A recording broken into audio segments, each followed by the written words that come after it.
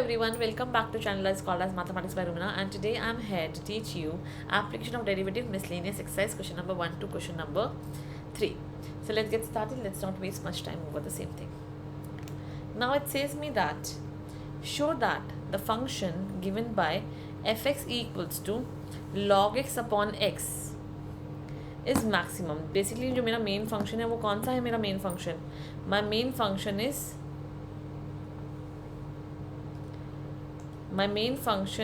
जो है मेरा एफ एक्स वो क्या है?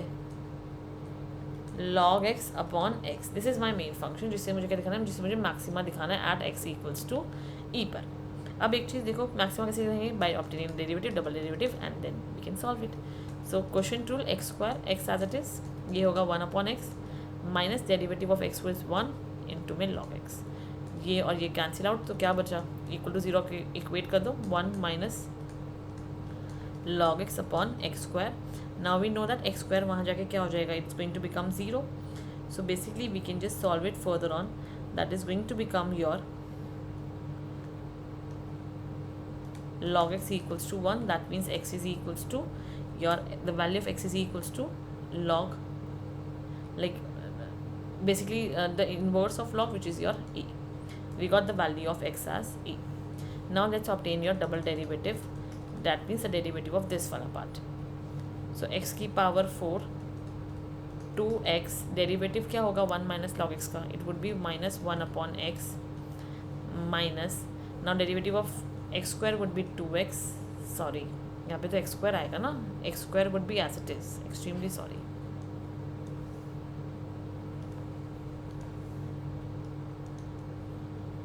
इट वुड बी 2x और इनटू में क्या आएगा मेरे पास? 1 माइनस लॉग एक्स. बस सिंप्लीफाई कर देते हैं इस वाले पार्ट को, तो ये और ये कैंसिल, यहाँ मेरे पास बचेगा माइनस एक्स, करेक्ट है? Minus x minus 2x plus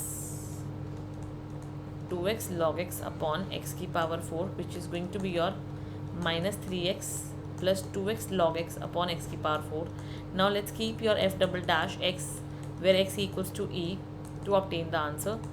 So minus 3e plus 2, ये क्या हो जाएगा? e. And what is log e basically? Since we know that our log e is going to be equals to 1, तो it's going to be 1 upon e की power 4. तो यहाँ क्या बनेगा? e को कॉमन लेके कट कर देंगे, and minus 3 plus 2 would be minus 1 upon e की power 3.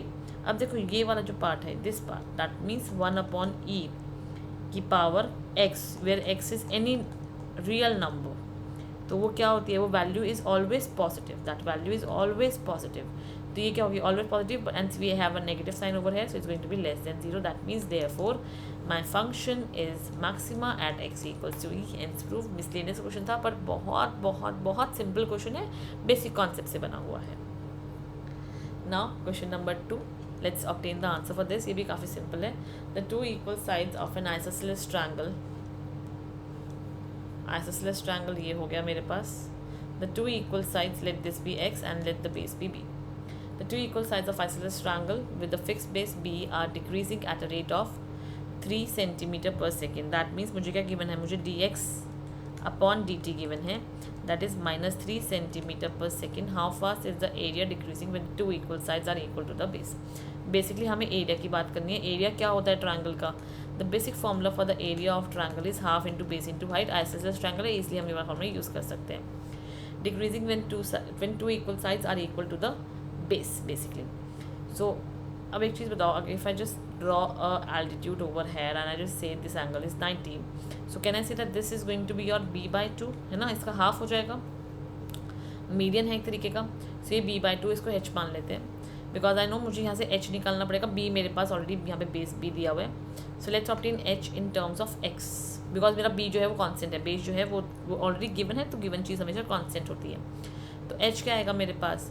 Bye Pythagoras theorem I am directly doing it. It would be basically your x square minus b upon 2 का होल स्क्वायर. ये क्या आएगा मेरे पास बच्चा? This is going to be my height. And now I can just simply use my formula. So area is equals to half into base, that is b, into height, that is x square minus b square upon 4. ये आ गया. Now we need to do derivative with respect to x. So d a upon d x. अब एक चीज़ बताओ, 1/2 और b तो same रहेगा.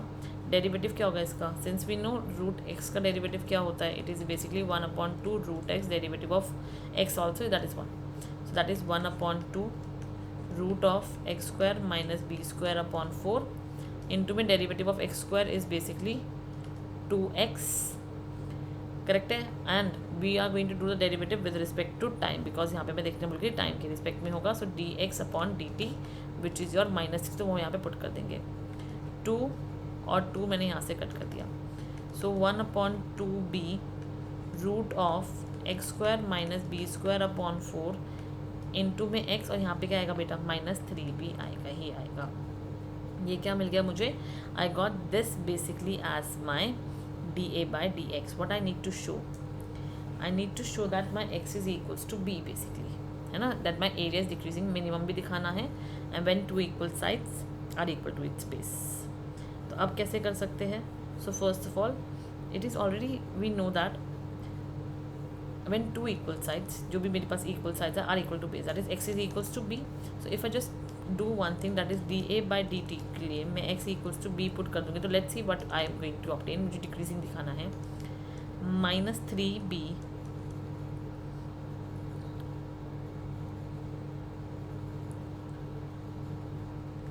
Just 1 minute. यहाँ पे b भी था, यहाँ पे x भी था, मैं b लिखना भूल गई. यहाँ मैंने गलत b लिख दिया नीचे. Okay, I have done this mistake. So this is going to be -3b square because x मेरा b हो गया अपॉन 2, और रूट में क्या है मेरे पास? It would be b square, LCM ले लो, 4b square minus b square upon 4. So basically -3b square upon 2, upon में 2 आ जाएगा यहाँ का, और ये क्या हो जाएगा? Root 3b square would be left with b. 2 और 2 कैंसिल, b और ये भी कैंसिल. तो what I am left with? Root और ये भी 3 cancel. So minus root 3b centimetre square plus second because it is in the area. I hope यहाँ तक एकदम क्लियर होगा, कोई भी डाउट नहीं होगा. So how fast is the area decreasing? This much fast is the area decreasing with respect to time. I hope the question must be clear. थोड़ा सा डिफरेंट टाइप ऑफ क्वेश्चन था, but I want say कि it is way too difficult. It was a simple one. Next question काफ़ी simple है. Find the interval. Basically question increasing decreasing का exercise second का question है ये. Find the interval in which the function is increasing and decreasing. We need to find the interval right now. So first of all, we are going to proceed with f dash x. So now for f dash x, let's firstly simplify it. अगर मैं यहाँ इसको देखती हूँ तो मेरा जो f x है, it's going to basically become 4 sin x minus 2 को कॉमन लेके माइनस x को कॉमन ले लेते हैं. So what we are going to be left with? Plus 2 extremely sorry. Plus 2 plus cos x, यहाँ पे आएगा 2 plus cos x upon 2 plus cos x. Cancel cancel. So what we are left with? We are left with 4 sine x upon 2 plus cos x minus x. या क्या? अब derivative करते हैं इसका. So 2 plus cos x का whole square, then 2 plus cos x in the numerator part would is going to be as it is. LCM of 4 sine x would be 4 cos x minus 2 plus cos x derivative would be 2 would be 0, cos x would be minus sin x into में 4 sin x, and derivative of minus x is -1. Simplify कर देते हैं इस वाले part को. So it's going to basically give me, multiply कर दो, 2 8 cos x plus 4 cos square x plus 4 sin square x upon, and take the LCM. 2 plus cos x का whole square, यहाँ पे क्या होल स्क्वायर खोल दो, 4 minus cos square x minus 4 cos x. अब बताओ ये वाला पार्ट क्या हो जाएगा?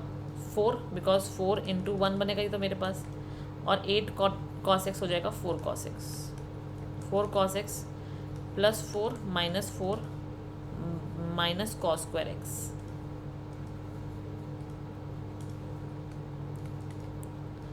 अपॉन में क्या है? अपॉन में I have 2 plus cos x का होल स्क्वायर. Cancel cancel. अब यहाँ से एक चीज़ एग्जामिन करो. कॉस एक्स क्या है मेरे पास? कॉमन आ रहा है.